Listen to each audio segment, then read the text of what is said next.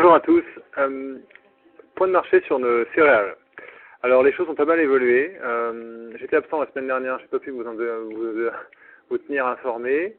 Au niveau du pétrole, vous voyez que les choses se sont bien reprises, puisque maintenant on peut dire que le pétrole repart dans une tendance haussière.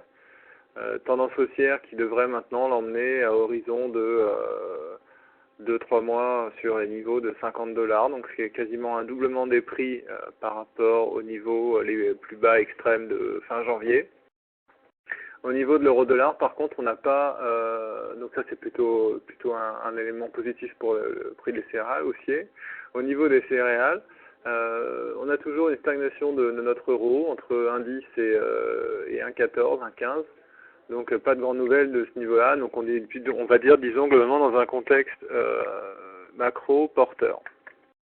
Au niveau du blé tendre, on avait cette grande phase de baisse qui s'est arrêtée pour trouver une phase de congestion dont le support est de 152.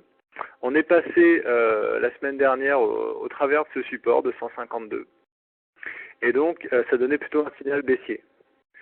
Cet après-midi, par contre, on a un retour, vous voyez, on est à 52,50 au moment où je vous parle, donc il semblerait que le marché veuille faire une fausse sortie, donc ça annulerait un peu ce point de 152. Enfin, vous voyez, comme c'est pas toujours une science exacte, ces histoires de points de support. Donc là, à surveiller, la clôture de ce soir est assez importante. En maïs, par contre, les choses sont beaucoup plus claires. Je vous disais déjà que le marché était beaucoup moins lourd qu'en blé au niveau du dynamisme. Et là, on voit maintenant qu'on peut commencer timidement à esquisser une tendance haussière. Et surtout, depuis aujourd'hui, que le marché est passé au-dessus de 157,5. On est maintenant à 159,5. Donc là, il y a clairement un signal haussier sur le maïs. Donc, c'est pas le moment de le lâcher. Il faut voir ce qui se passe dans les jours prochains.